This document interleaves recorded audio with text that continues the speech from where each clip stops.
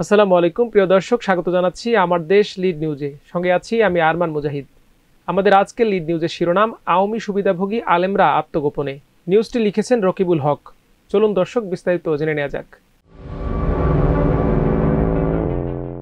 দেশের সংখ্যাগরিষ্ঠ মুসলমানদের বিপক্ষে সর্বদা অবস্থান নিয়ে ইসলাম বিরোধী বিভিন্ন কর্মকাণ্ডে জড়িত ছিল পতিত আওয়ামী সরকার। আর তাদের এই কাজে প্রকাশ্যে সহযোগী ছিলেন এক শ্রেণীর নামধারী আলেম। সরকারের বিভিন্ন গুরুত্বপূর্ণ পদে নিয়োগ পাওয়া সহ নানা মহলের সুযোগ সুবিধা নিয়ে মূলধারার শীর্ষ আলেম সম্প্রদায়ের বিরুদ্ধে তারা অবস্থান নিতেন। সরকারের অন্যায় কর্মকাণ্ডের প্রতিবাদকারী ধর্মপ্রাণ মানুষের দমন নিপীড়নেও এসব সুবিধাভোগী আলেম তৎপর ছিলেন। কথিত এসব আলেমের বিরুদ্ধে নানা দুর্নীতি অনিয়মে জড়িত থাকার অভিযোগ রয়েছে। এসব আলেমের অনেককে ফ্যাসিস্ট আওয়ামী লীগ সরকারের পুরোটা সময় সরব থাকতে দেখা গেছে। কিন্তু গত ৫ আগস্ট ছাত্র জনতার অভ্যুত্থান পরবর্তী সুবিধাভোগী সব আলেমের তৎপরতা থেমে গেছে।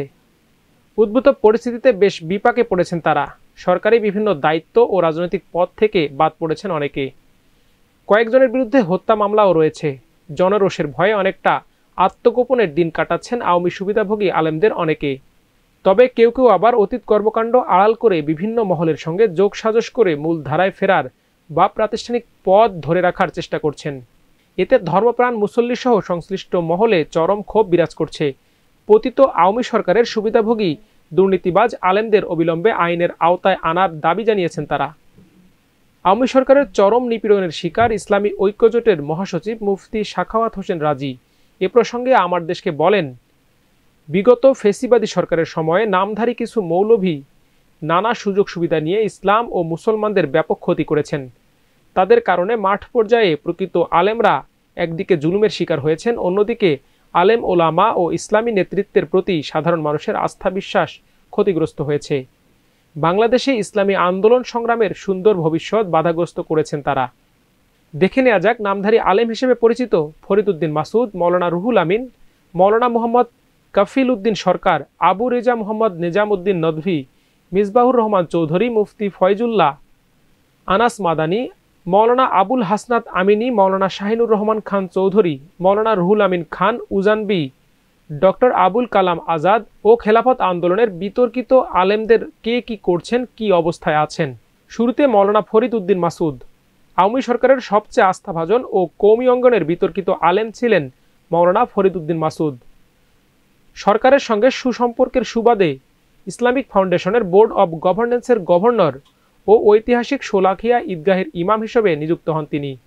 কওমি সংশ্লিষ্ট জাতীয় দ্বীনি মাদ্রাসা শিক্ষা বোর্ড বাংলাদেশ ও ধর্মীয় দল বাংলাদেশ জমিয়তুল উলামার সভাপতি এবং ইকরা বাংলাদেশ নামের একটি প্রতিষ্ঠানের পরিচালকের পদ পান।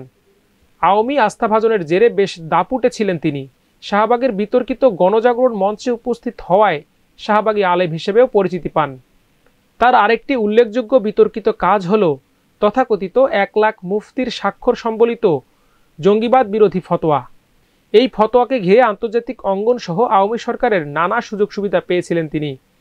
এছাড়া পোপের সঙ্গে সম্মেলনে অংশ নিয়ে মোনাজাত করা, ধর্মনিরপেক্ষতা ও জিহাদ বিষয়ক কিছু বক্তব্যের সঙ্গে তিনি জোরালো দ্বিমত করে বিভিন্ন সময় কথা বলেছেন। দেশের মূলধারার আলেমদের বিরুদ্ধে অবস্থান করতেন তিনি। বিশেষ করে জামায়াত ইসলামীর বিরুদ্ধে তিনি সবসময় সোচ্চার ছিলেন। কওমি মাদ্রাসার সরকারি স্বীকৃতি আদায়ে ভূমিকা রাখার অজুহাতে কওমি অঙ্গনকে ফ্যাসিস্ট সরকারের পক্ষে কাজে লাগানোর চেষ্টাও করেছেন এই আলেম। ৫ আগস্ট অভ্যুত্থান পরবর্তী স্বাভাবিক দৃশ্যপট থেকে তিনি হারিয়ে যান। সরকারি সব পদ থেকে বিতাড়িত হয়েছেন তিনি। কিশোরগঞ্জের অতিরিক্ত জেলা প্রশাসক মিজাবের রহমত আমার দেশকে বলেন, ফরিদ উদ্দিন মাসউদ শোলাকিয়ার ইমাম পদে নেই। ২ মার্চ জেলা প্রশাসক কার্যালয়ে এক সভায় শোলাকিয়ায় ঈদ জামাতের ইমাম মুফতি আবুল খয়ের মোহাম্মদ সাইফুল্লাহকে পুনর্বহাল করা হয়। ১৫ বছর পর তিনি দায়িত্ব ফিরে পেলেন। এদিকে ফরিদ উদ্দিন মাসউদের এক সময়ের এক সহকর্মী জানিয়েছেন, প্রায় ৬ মাস ধরে অসুস্থ হয়ে হাসপাতাল আর বাসায় অবস্থান করছেন তিনি। কর্মক্ষেত্রে থাকেন অনুপস্থিত। বক্তব্য জানতে তার ব্যক্তিগত মোবাইলে একাধিকবার কল করেও তিনি রিসিভ করেননি। তার কর্মস্থল দ্বীনি মাদ্রাসা বোর্ডের মহাসচিব মুফতি মোহাম্মদ আলী ২৬ ফেব্রুয়ারি আমার দেশকে জানান, মুফতি ফরিদ উদ্দিন মাসউদ দীর্ঘদিন ধরে অসুস্থ। তিনি বাড়িধারার বাসায় অবস্থান করছেন। মাদ্রাসা বা কোনো প্রোগ্রামে তার অংশগ্রহণের মতো অবস্থা নেই। গত ৫ আগস্ট মিরপুর সরকারি কলেজের এইচএসসি শিক্ষার্থী মোসাম্মদ রিতা আক্তার নিহতের ঘটনায় ফরিদ উদ্দিন মাসউদের বিরুদ্ধে মিরপুর থানায় একটি হত্যা মামলা করা হয়েছে। নির্যাতিত আলেম মুফতি ফখরুল ইসলাম বলেন, আলেম নির্যাতন ও তাদের জেলে পাঠানোর পেছনে ফরিদউদ্দিন মাসউদের হাত ছিল। মূলধারার আলেমদের বিরুদ্ধে সর্বদা অবস্থান নিতেন তিনি। মওলানা মুফতি মোহাম্মদ রুহুল আমিন। গণহত্যাকারী হাসিনাকে কওমি জননী উপাধি দেয়া আলেমের নাম মওলানা মুফতি রুহুল আমিন। টুঙ্গিপাড়ার গহরডাঙ্গা মাদ্রাসার এই মুহতামিম নৌকা প্রতীকে নির্বাচন করার চেষ্টা করেও সুযোগ পাননি। তবে শেখ হাসিনার আশীর্বাদে তাকে বানানো হয় বাইতুল মোকাররম জাতীয় মসজিদের খতিব ও ইসলামিক ফাউন্ডেশনের বোর্ড অব গভর্নেন্সের গভর্নর। কওমি মাদ্রাসা বোর্ডের গুরুত্বপূর্ণ দায়িত্বে ছিলেন এই আলেম। 2018 সালে সোহরাওয়ার্দী উদ্যানে এক বক্তৃতায় শেখ হাসিনাকে কওমি জননী আখ্যায়িত করে তীব্র সমালোচিত হন তিনি। ইসলামিক ফাউন্ডেশনের গভর্নর হিসেবে নিয়োগ বাণিজ্য সহ নানা দুর্নীতির অভিযোগ রয়েছে রুহুল আমিনের বিরুদ্ধে। 5 আগস্ট গণ অভ্যুত্থান পরবর্তী জনরোষের ভয়ে আত্মগোপনে চলে যান তিনি। কিন্তু 1.5 মাস আত্মগোপনে থেকে 20 সেপ্টেম্বর অনুগত মাদ্রাসা শিক্ষার্থীদের নিয়ে বাইতুল মোকাররমে জুমার নামাজে দায়িত্বরত খতিবের সঙ্গে সংঘাতে জড়ান তিনি। এ ঘটনার প্রায় 1 মাস পর 17 সেপ্টেম্বর তাকে বাদ দিয়ে নতুন খতিব নিয়োগ দেয় সরকার। এরপর থেকে রুহুল আমিনকে আর ঢাকায় কোনো কর্মসূচিতে দেখা যায়নি। তবে তিনি বর্তমানে গহরডাঙ্গায় নিজের মাদ্রাসায় কর্মরত আছেন বলে জানা গেছে। বক্তব্য জানতে রুহুল আমিনের ব্যক্তিগত মুঠোফোনে কল দিলে তা বন্ধ পাওয়া যায়। গহরডাঙ্গা মাদ্রাসার ওয়েবসাইটে দেয়া নম্বরটিও বন্ধ পাওয়া গেছে। ডক্টর কাফিল উদ্দিন সরকার সালেহী। দেশের অন্যতম বিতর্কিত আলেম ডক্টর কাফিল উদ্দিন সরকার। শেখ হাসিনাকে জান্নাতি মহিলা আখ্যায়িত করার পাশাপাশি শেখ মুজিব ও হাসিনা প্রীতির কারণে পতিত আওয়ামী সরকারের আস্থাভাজন ছিলেন তিনি। মুজিবকে নিয়ে একটি বই লিখেছেন তিনি। ঢাকা নেসারিয়া কামিল মাদ্রাসার এই প্রিন্সিপাল একাধিক মেয়াদে ইসলামী ফাউন্ডেশনের বোর্ড অব গভর্নেন্সের গভর্নর ছিলেন। ইসলাম ও মূলধারার আলেম ওলামাদের বিরুদ্ধে অবস্থান নেওয়া ছাড়াও বিভিন্ন দুর্নীতিতে জড়িত ছিলেন তিনি। বাংলাদেশ বেতার ও বিটিভি সহ অধিকাংশ মিডিয়ায় তার ব্যাপক পদচারণা ছিল। 5 আগস্ট পরবর্তী জনরোষের ভয়ে তিনি নিজেকে গুটিয়ে রেখেছেন বলেও সংশ্লিষ্টরা জানিয়েছেন। আবু রেজা মোহাম্মদ নিজামুদ্দিন নদভী। কওমি আলেম ওলামা ও মাদ্রাসাগুলোকে আওয়ামী সরকারের নিয়ন্ত্রণে নিতে সবচেয়ে বেশি কাজ করেছেন আওয়ামী লীগের মনোনয়নে নির্বাচিত চট্টগ্রাম 15 আসনের সাবেক এমপি আবু রেজা মোহাম্মদ নিজামুদ্দিন নদভী। ইসলামিক ফাউন্ডেশনের বোর্ড অব গভর্নেন্সের গভর্নর হয়ে নানা দুর্নীতিতে জড়িত থাকার পাশাপাশি আওয়ামী বিরোধী আলেম ওলামাদের নির্যাতনে তার ব্যাপক ভূমিকা ছিল। সংসদে দাঁড়িয়েও আওয়ামী বিরোধী আলেমদের জঙ্গি জামাতি আখ্যায়িত করতেন। হাটহাজারী ও পটিয়া মাদ্রাসায় গণ্ডগোল লাগানোর ষড়যন্ত্র করতেন তিনি। 5 আগস্ট পরবর্তী আত্মগোপনে চলে যান তিনি। এক পর্যায়ে গত 15 ডিসেম্বর রাতে ঢাকার উত্তরা এলাকা থেকে ডিবি পুলিশের হাতে গ্রেপ্তার হন তিনি। এরপর বৈষম্য বিরোধী ছাত্র আন্দোলনে হামলার অভিযোগে সাতকানিয়া ও লোহাগাড়া থানায় করা 5 মামলায় নদভীকে কারাগারে পাঠানো হয়। হাটহাজারী এলাকার নির্যাতিত আলেম মওলানা আসাদুল্লাহ জানান, আওয়ামী সরকারের পক্ষ থেকে কওমি অঙ্গনকে নিয়ন্ত্রণের দায়িত্ব পেয়েছিলেন আবু রেজা নদভী। তিনি আওয়ামী বিরোধী আলেমদের নির্যাতন ও মাদ্রাসা দখলে নানা তৎপরতা চালান। মিসবাহুর রহমান চৌধুরী। একজন সাধারণ ধারার শিক্ষিত হয়েও আওয়ামী আমলে দেশের আলেম ওলামা ও ধর্মীয় সেক্টরে ব্যাপক প্রভাব ছিল আলহাজ মিসবাহুর রহমান চৌধুরীর। ইসলামিক ফাউন্ডেশনের বোর্ড অব গভর্নেন্সের গভর্নর ও বাংলাদেশ ইসলামী ঐক্যজোট নামে রাজনৈতিক দলের চেয়ারম্যান ছিলেন তিনি। ইসলামিক ফাউন্ডেশনের নিয়োগ বাণিজ্য, বাইতুল মোকাররম মার্কেটে দোকান বরাদ্দে অনিয়ম সহ নানা দুর্নীতিতে জড়িত থাকার অভিযোগ রয়েছে তার বিরুদ্ধে। মওলানা দেলাওয়ার হোসেন সাঈদীর বিরুদ্ধে একটি বানোয়াট মামলার সাক্ষী এবং মামলার উস্কানিদাতা ছিলেন তিনি। ফ্যাসিস্ট আওয়ামী সরকারের ইসলাম বিরোধী কর্মকাণ্ডে প্রতিবাদ করায় হেফাজতে ইসলাম সহ ধর্মভিত্তিক দলগুলোর সমালোচনা করতে দেখা গেছে তাকে। শেখ হাসিনার দেশত্যাগের সঙ্গে সঙ্গে মিসবাহুর রহমানও গা ঢাকা দেন। গত 5 আগস্ট মিরপুরে এক শিক্ষার্থী হত্যা মামলার আসামি তিনি। আবুল হাসনাত আমিনী ও মুফতি ফয়জুল্লাহ। দেশে ধর্মীয় ইস্যুতে এক সময় গুরুত্বপূর্ণ ভূমিকা রাখলেও এক পর্যায়ে ফ্যাসিবাদী আওয়ামী সরকারের সঙ্গে আতাত করে মুফতি ফজলুল হক আমিনীর স্মৃতি বিজড়িত ইসলামী ঐক্যজোট। ব্যাপক আর্থিক সুবিধার বিনিময়ে দলটির তৎকালীন চেয়ারম্যান আবুল হাসনাত আমিনী ও মহাসচিব মুফতি ফয়জুল্লাহ দলটিকে ভিন্ন দিকে নিয়ে যায়। একই সঙ্গে দলের ফ্যাসিবাদ বিরোধীদের কোণঠাসা করা হয়। আওয়ামী সরকারের শেষ পাতানো নির্বাচনেও অংশ নেয় দলটির অর্ধশত প্রার্থী। তাদের স্বার্থ সম্বলিত সিদ্ধান্ত মেনে না নেয় তৎকালীন সাংগঠনিক সম্পাদক মুফতি সাখাওয়াত হোসেন রাজি সহ অনেককে গ্রেপ্তার সহ নানা জুলুম নির্যাতনের শিকার হতে হয়। এ নিয়ে দলটিতে চাপা ক্ষোভের বহিঃপ্রকাশ ঘটে 5 আগস্ট অভ্যুত্থানের পর। বিতর্কিত নেতাদের বাদ দিয়ে নতুন পথ চলা শুরু করে দলটি। জানা গেছে 5 আগস্টের পর ফ্যাসিস্ট সরকারের সুবিধাভোগী নেতা আবুল হাসনাত আমিনী ও মুফতি ফয়জুল্লাহ সম্পূর্ণ আত্মগোপনে চলে যান। তাদেরকে এখন পর্যন্ত লালবাগ মাদ্রাসা এলাকায় দেখা যায়নি। আবুল হাসনাত আমিনী ঢাকাতে ও মুফতি ফয়জুল্লাহ চট্টগ্রামের নিজ এলাকায় আত্মগোপনে থাকতে পারেন বলে সংশ্লিষ্টরা ইঙ্গিত দিয়েছেন। তবে আত্মগোপনে থেকে তারা নতুন করে সক্রিয় হওয়ার চেষ্টা করছেন বলেও জানা গেছে। আবুল হাসনাত আমিনীর মোবাইল নম্বরটি আর ব্যবহার হচ্ছে না বলেও জানা গেছে।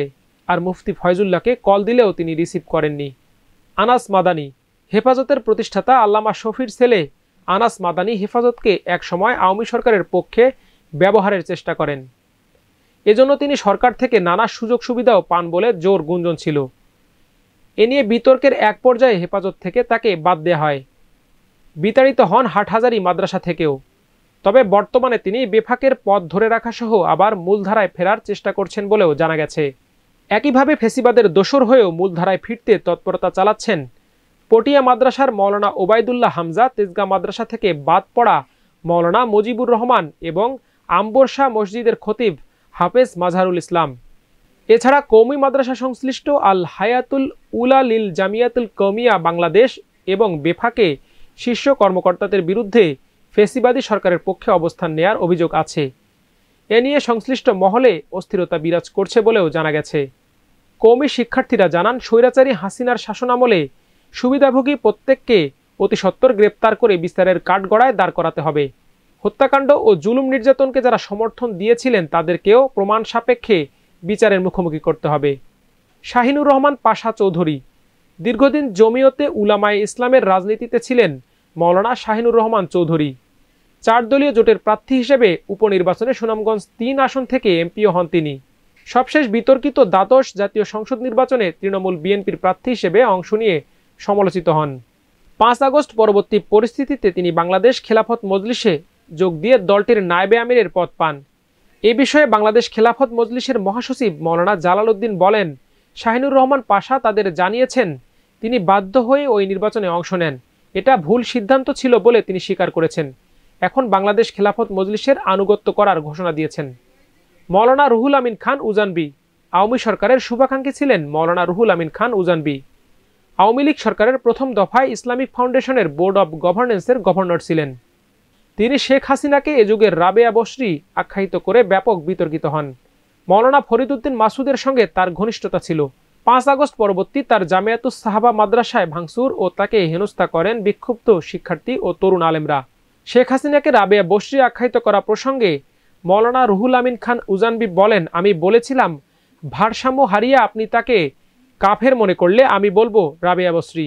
মাদ্রাসা থেকে বিতাড়িত হওয়া প্রসঙ্গে তিনি বলেন, আওয়ামী সুবিধাভোগীরাই নতুন করে বিএনপির সুবিধা পেতে এই কাজ করেছে। বর্তমানে তিনি দক্ষিণ খানের একটি মাদ্রাসায় শিক্ষকতা করছেন বলেও জানিয়েছেন। ডক্টর আবুল কালাম আজাদ, আওয়ামীপন্থী আলেমদের তালিকায় ছিলেন জগন্নাথ বিশ্ববিদ্যালয়ের ইসলামিক স্টাডিজ বিভাগের অধ্যাপক ডক্টর আবুল কালাম আজাদ। বিভিন্ন মিডিয়ায় ফেসিবাদের পক্ষের একজন আলোচক ছিলেন তিনি। বিভিন্ন সময় শেখ হাসিনা ও শেখ মুজিবের প্রশংসা করে আলোচনা বক্তব্য দিয়ে পতিত সরকারের সুবিধা নিতে সক্ষম হন এই আলেম। নিয়োগ পেয়েছিলেন ইসলামী আরবি বিশ্ববিদ্যালয়ের প্রো-ভিসি পদে। এ সময় নানা অনিয়ম দুর্নীতির অভিযোগ ওঠে তার বিরুদ্ধে। 5 আগস্ট পরবর্তী পরিস্থিতিতে আরবি বিশ্ববিদ্যালয় থেকে পদত্যাগ করেন এই আলেম। বর্তমানে তাকে আর কোনো কর্মসূচিতে দেখা যাচ্ছে না। খিলাফত আন্দোলন, দীর্ঘদিন হেফাজতে ইসলামের ব্যানারে ইসলাম বিরোধী ইস্যুতে সক্রিয় ছিল খেলাফত আন্দোলন। তবে এক পর্যায়ে আওয়ামী সরকারের ডাকে সাড়া দিয়ে সবশেষ নির্বাচনে অংশ নেওয়ায় কোণঠাসা হয়ে পড়ে আছে দলটির এক অংশের শীর্ষ নেতারা। এদের মধ্যে দলটির আমির মৌলানা আতাউল্লাহ হাফেজি, মহাসচিব হাবিবুল্লাহ মিয়াজি, নায়েবে আমির মৌলানা মুজিবুর রহমান হামিদি, মৌলানা সুলতান মহিউদ্দিনের নাম উল্লেখযোগ্য। 5 আগস্ট পরবর্তী হেফাজত ইসলামের কমিটি থেকে দলটির শীর্ষ কয়েকজন নেতাকে বাদ দেয়া হয়েছে বলে সংগঠনটির একজন যুগ্ম মহাসচিব জানিয়েছেন। এছাড়া তাদেরকে আর হেফাজতের কমিটিতে ডাকাও হচ্ছে না। দলটির নায়েবে আমির মৌলানা মুজিবুর রহমান হামিদি বলেন, সরকার আমাদেরকে নির্বাচনে যেতে বাধ্য করেছিল।